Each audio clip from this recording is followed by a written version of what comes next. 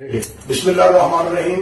14 اگست 1947 سے ماضی وجود میں آنے والے ملک پاکستان کو دو قومی نظریے کے تحت بنایا گیا تھا، اور اس قائد اعظم محمد علی جناح رحمۃ اللہ علیہ اور حضرت علامہ محمد اقبال رحمۃ اللہ علیہ کے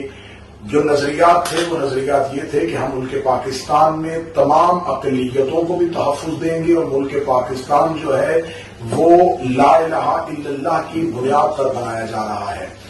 اس وطن عزیز کی بنیاد جو تھی وہ لا الہ الا اللہ ہے، لیکن بدقسمتی سے یہ ہے کہ اس ملک میں پچھلے عرصہ دراز سے مذہب کو اپنے ذاتی مفادات کے لیے، مذہب کو اپنی سیاسی اقتدار کے لیے استعمال کیا جاتا ہے۔ مذہب کا استعمال کرتے ہوئے اس ملک میں فرقہ واریت کا گھنونا کھیل کھیلا گیا۔ مذہب کے نام پر اس ملک میں بم دھماکے ہوئے، نہ مسجد محفوظ رہی، نہ امام بارگاہ محفوظ رہے، نہ اسکول محفوظ رہے، نہ کالج محفوظ رہے۔ پھر میرے ملک پاکستان میں افواد پاکستان اور قانون نافذ کرنے والے اداروں نے اپنی گران قدر خدمات پیش کرتے ہوئے بے مثال قربانیاں پیش کی۔ ان بے مثال قربانیوں کے بعد، ان شہداء کے لہو کے بعد آخر وطن عزیز ایک دہشت گردی کی فضا سے باہر آیا، تخریبی عناصر سے باہر آیا۔ ملک پاکستان کو بہت عرصہ تک اس دہشت گردی کا سامنا کرنا پڑا۔ ہم اقوام عالم سے کٹ کے رہ گئے۔ داڑھی دین کی علامت تھی، وہ دہشت گرد کی پہچان بن گئی۔ ہمارا پاکستانی پاسپورٹ جو ہے اس کو قدر کی نگاہ سے نہیں دیکھا جاتا تھا۔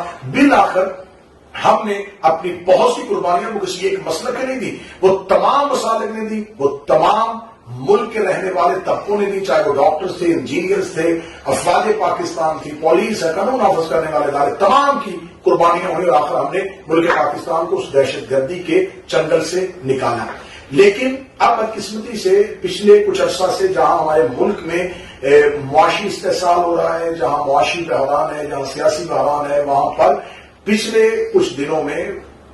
مذہبی بحران پیدا کرنے کی کوشش کی گئی۔ پاکستان میں قومی اسمبلی سے ایک بل جو ہے وہ پاس کیا گیا، اور وہ بل اس وقت پاس کیا گیا جب قومی اسمبلی کا فورم بالکل نامکمل تھا۔ 20 یا 21 ممبران کی موجودگی میں وہ بل بغیر بحث کے پاس کیا جاتا ہے۔ پھر اس متنازع بل کو سینٹ میں پیش کیا جاتا ہے، اور حکومت نے اپنے آخری دن میں جہاں متعدد بل جو ہے وہ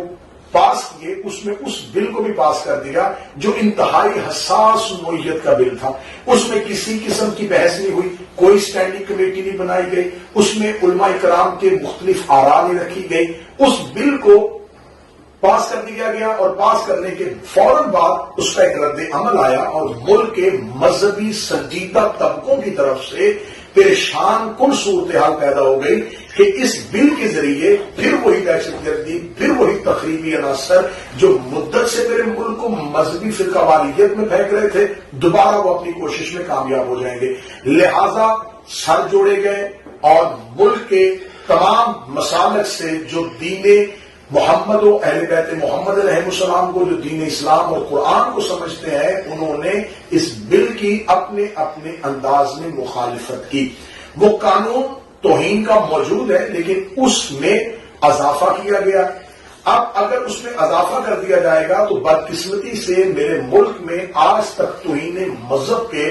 جتنے بھی کیسز درج ہوئے ہیں، اگر آپ اس میں ہیومن رائٹس کمیشن کی رپورٹ اٹھا کے دیکھیں تو اس میں آپ کو یہ نظر آئے گا کہ اس میں اکثریت مقدمات اپنے ذاتی مفادات اور ذاتی مخالفتوں کی وجہ سے کیے گئے۔ مذہب کا کارڈ استعمال کیا گیا، یونیورسٹی میں نوجوان کو قتل کر دیا جاتا ہے، سری لنکن مینیجر کو قتل کر دیا جاتا ہے، بینک مینیجر کو ذاتی عداوت میں گولی مار کے توہین کی آگ پیدا کر دی جاتی ہے، بستیوں کو جلا دیا جاتا ہے۔ آج فیصل آباد میں چرچ کو نظر آتش کر دیا گیا۔ یہ ہجوم جو ہے وہ قانون کو اپنے ہاتھ میں لے لیتا ہے، کیونکہ توہین کا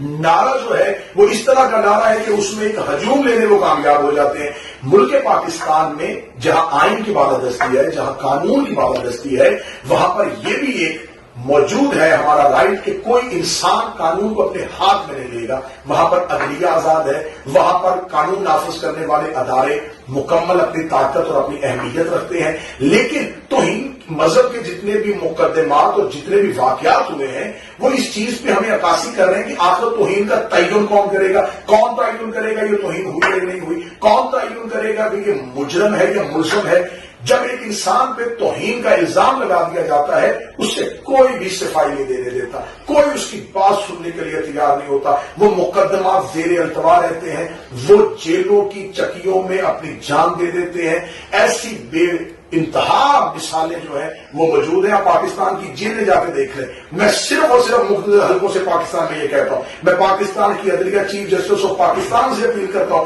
کہ آپ ایک جوڈیشل کمیشن بنا کے ذرا پاکستان کی جیلوں کا وزٹ کروائیں۔ آپ دیکھیں کہ آج تک جتنے توہین مذہب میں لوگ جیلوں میں پڑے ہوئے ہیں ان کے ساتھ کیا سلوک ہو رہا ہے۔ ان کو توہین مذہب کی آڑ میں کوئی ان کا وکیل بننے کے لیے تیار نہیں ہے، کہیں ان کا کیس سننے کے لیے تیار نہیں ہے، کوئی ان کی انویسٹیگیشن کرنے کے لیے تیار نہیں، ہر کوئی کہتا ہے یہ حساس نوعیت کا معاملہ ہے، یہ حساس نوعیت کا معاملہ ہے۔ تو اتنے حساس مسئلے کو اس معاشی بحران کے دور میں پیدا اٹھا دینا، یہ اس کے پیچھے ایک سازش تھی جس کے ذریعے میرے ملک میں یہ پیدا کیا گیا۔ لیکن آج ہمارے ملک پاکستان میں اسلام آباد میں جامعہ امام صادق علیہ السلام اسلام آباد میں ایک بہت بڑا کنونشن منعقد ہوا جس میں پاکستان کے